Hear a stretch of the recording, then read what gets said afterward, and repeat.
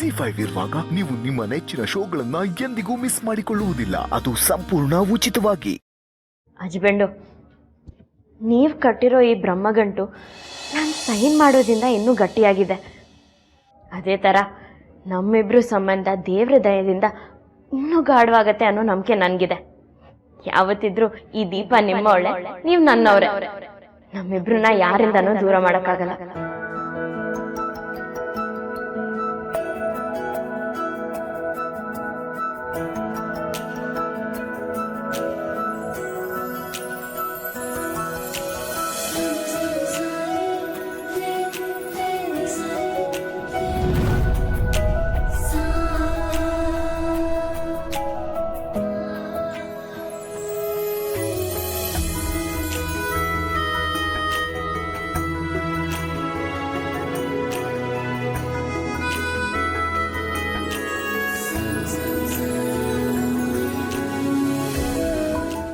ಏನ್ರಿ ಮಾಡಿದ್ರಿ? ನಾವಿಬ್ರು ಗಂಡ ಹೆಂಡತಿ ಅಂತ ಕಾನೂನು ಪ್ರಕಾರ ಆ ಬುಕ್ಕಲ್ಲಿ ರಿಜಿಸ್ಟರ್ ಆಗಿದೆ ಅಲ್ವಾ? ಅದೇ ಖುಷಿಗೆ ನಾವಿಬ್ರು ಹೆಸರನ್ನ ನಿಮ್ಮ ಶರ್ಟ್ ಮೇಲೆ ಬರ್ದೆ. ಈ ಘಟನೆ ಕೊನೆವರೆಗೂ ನೆನಪಲ್ಲಿ ಉಳಿಯುತ್ತೆ. ಮುತ್ತಿನಂತ ಮಾತು ಹೇಳ ಕಣಮ್ಮ. ನೀವಿಬ್ರು ಹೀಗೆ 100 ಕಾಲ ಸುಖವಾಗಿ ಜೊತೆಯಾಗಿರಿ.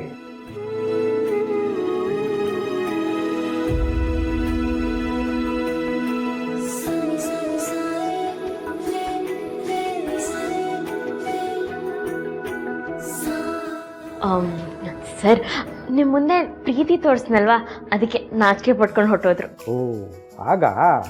ಹೌದು. ಹಾಗಾದ್ರೆ ನಿಮ್ಮಿಬ್ರು ಪ್ರೀತಿ ಮನೇಲಿ ಮಾತ್ರ ಇರ್ಬೇಕಾ? ಹೌದು ಸರ್, ಬೇರೆ ಯಾರ ಮುಂದೆನೂ ಪ್ರೀತಿನ ತೋರಿಸ್ಕೋಬಾರ್ದು, ಹೇಳ್ಕೋಬಾರ್ದು ಅನ್ನೋದು ಅವ್ರ ಅಭಿಪ್ರಾಯ. ಯಾಕೆ? ಅದೇನೋ ಹೇಳ್ತಾರಲ್ವಾ, ಇದು ಪರ್ಸನಲ್ಲು, ಪಬ್ಲಿಕ್ ಆಗಬಾರ್ದು ಅಂತ.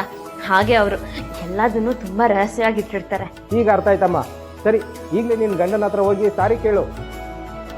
ಯಾಕೆ ಸರ್? ನಿನ್ ಪ್ರೀತಿನ ಎಲ್ರ ಮುಂದೆ ತೋರಿಸ್ಕೊಂಡಲ್ಲ, ಆ ಕೋಪಕ್ಕೆ ನಿನ್ಗೇನಾದ್ರೂ ಬೈದ್ಬಿಟ್ರೆ? ಬೈದ್ರೆ ಹೇಗೆ ಸಮಾಧಾನ ಮಾಡಬೇಕು ಅಂತ ಗೊತ್ತಿದೆ. ಸರಿ ಸರ್, ಬರ್ತೀನಿ. ಸರಿನಮ್ಮ. ಎಂತ ಅಪರೂಪದ ಜೋಡಿ ಅಲ್ವಾ ಸರ್? ಇವರಿಬ್ರು 100 ಕಾಲ ಸುಖವಾಗಿರ್ಲಪ್ಪ.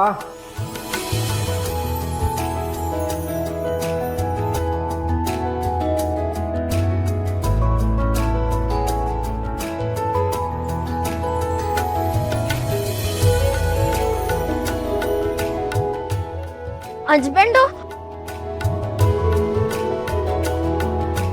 ಹಸ್ಬೆಂಡು ಎಲ್ಲಿ ಹೋದ್ರು? ರೀ, ಅಲ್ಲ ಹಸ್ಬೆಂಡು, ಎಲ್ಗ್ ಹೋಗಿದ್ರಿ ನೀವು? ವಿಚ್ಛೇದನ ಸಿಗ್ಲಿಲ್ಲ ಅನ್ನೋ ಕೋಪದಲ್ಲಿ ಬಾರ್ಗ್ ಹೋಗಿದ್ರಾ? ಏನ್ರಿ ಮಾತಾಡ್ತಿದ್ದೀರಾ? ನಾನೇನ್ ಕುಡ್ಕನ ಬಾರ್ಗೋಕೆ? ತಗೊಳ್ಳಿ. ಏನ್ ಹಸ್ಬೆಂಡ್ ಇದು? ನನ್ಗಿಷ್ಟ ಅಂತ ಬಜ್ಜಿ ಏನಾದ್ರೂ ಕಟ್ಟಿಸ್ಕೊಂಡ್ ಬಂದಿದ್ದೀರಾ? ಬರೀ ತಿನ್ನೋದ್ರಲ್ಲೇ ಇರ್ತಿರಲ್ರಿ, ತೆಗೆದ್ ನೋಡಿ.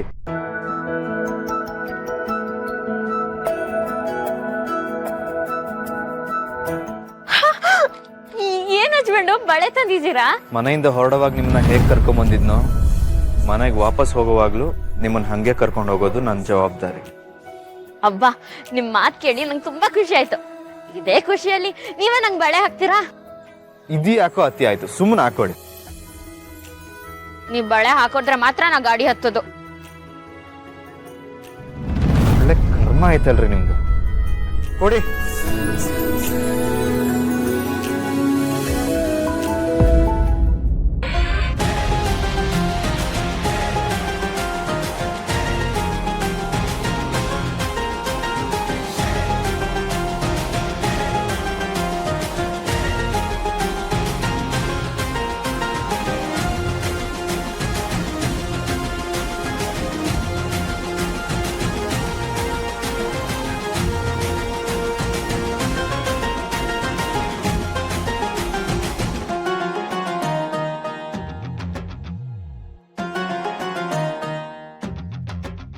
ಸಮಾಧಾನ ಆಯ್ತಾ? ಹಾ, ಬನ್ನಿ ಮತ್ತೆ. ಜಿ5 ಆಪ್ ಡೌನ್ಲೋಡ್ ಮಾಡಿ ಎಲ್ಲಾ ಸಂಚಿಕೆಗಳನ್ನು ಸಂಪೂರ್ಣ ಉಚಿತವಾಗಿ ನೋಡಿ.